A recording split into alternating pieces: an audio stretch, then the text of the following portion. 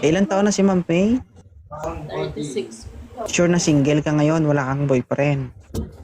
Wala pa under. Oh, parang iiyak ka. Ano naman yung hanap mo sa isang lalaki? Gusto ko founder yung pag nakita Haba. ko, titibok ka agad yung ano. Bilisan mo sir kasi 36 years old na ito, baka bukas 37 na ito, hindi pa makahanap ng jowa. Oh. Ilan taon ka na sir? 28. Naku, imbis na magpitik-pitik ito, baka himatayin pa ito. 36 years old sir, medyo mahina na yung tuhod nito, kung malakas ka pa. Ayaw mo ma'am? Basta founder. Takot ka lang dumedi eh. Ayaw sir, baka dididik ka lang daw. Eh, next time na lang sir.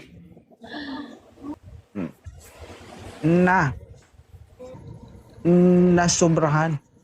Sir, ang batayan dito ni Ma'am Pay, sir, kailangan pumitik-pitik yung munggo.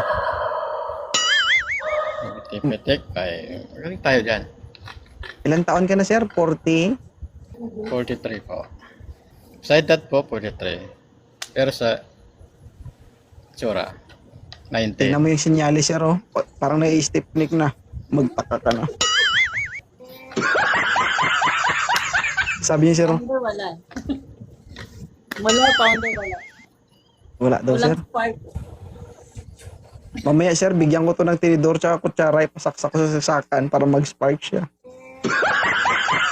Ganda naman ni Marian, oh. Sige. Ay sus, nahiga pa.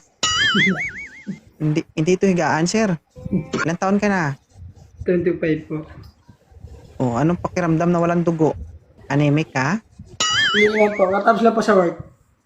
Okay, pakitanggal ng filter, sir, para makita ka ni Ma'am Pay. Baka mamaya, imbis na magpitik-pitik, ma-high blood ito. Ikaw din, kasalanan mo. Yan. Ano, ma'am? Wala, founder. Wala, founder. Wala. Sabi niya, wala eh. Wala eh. Wala daw, sir. Ayaw niya, sir. Para kang nakunan. Ano, ma'am? May kasama na siya sa meet and greet. No. Kinilig ng ulo-ulo ng bao-bao.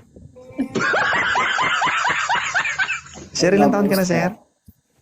32. Mag-edad tayo. Sige. Sir, may anak ka ba? Nilantik ng daliri. Apo, dalawa. Isang girl, tsaka isang boy. Okay. Kasal ka ba? Then, student po ako. Fourth year.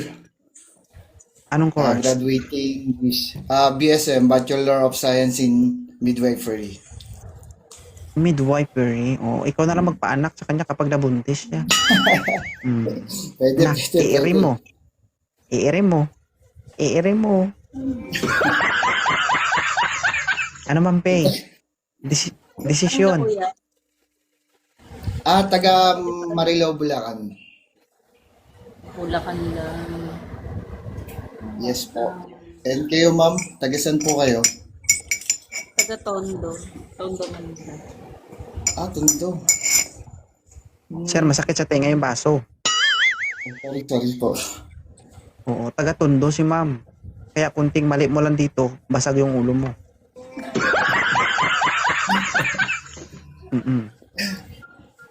Malamang, Ano, sir? sir. Po. Okay lang ba sa'yo ang single ma'am? Yes po, okay lang. Ano Oo, naman? single ma'am with experience.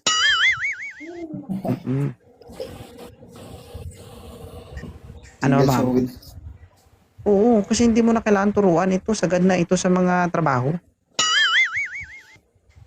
Oo po. Kung sakali ba magiging kayo, ano bang gusto mong ipatrabaho sa babaeng ito?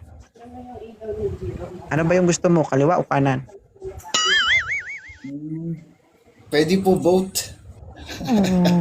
Suga pa. Charot lang, charot. Sige, sige. Ma'am, may tanong ka sa kanya, ma'am.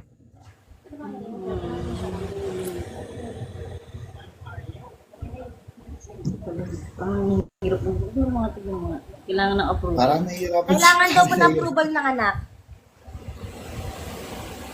Ilan taon na yan? Approval ng anak? 32, 30. Okay. Ilang taon na po kayo kasi ako po yung anak. Ay, hello. 32. May anak na po kay kuya. Pwede bang makita ng panganay yan? Pwede po ba daw makita ng panganay? Bata pa kasi yun. Isang 9 tsaka 8. Kami po kasi yung bunso at panganay. Oh, parang yung anak niya may gusto. Mabait naman si Ay, agawan niyo pa yung Mabait naman po nanay kayo, niyo? sir. Ano naman? Ibigay niyo sa nanay niyo. Huwag Ilan na kayo po magka-interest naging ex? ha. Ilan po naging ex nyo?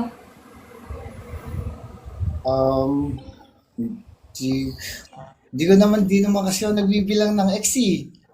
Sana all. Okay. Ang dami. Baka madami kaya hindi mabilang. Oh, Ay, di naman. baka si Ma'am Pay maging Y ha. Tapos ka na sa ex, maging Y naman. Walay tsansa. Ay, mga nagka-founder. Ano ma'am, desisyon ma'am kasi ikaw naman yan, hindi naman ako. Tagilid sa anak, tagilid. Okay, sana. Okay po sana. Kaso, hindi mabilang yung ex. Baka masali ako sa mga ex. Wala, hindi naman siya nagbibilang ng ex eh. Pass muna, founder. Pass daw, sir. Ako, hindi Okay umubra lang, yung thank ano. you. Okay. Huwag ka na lang humingi ng advice sa anak mo. Medyo napapasama yung kapalaran mo.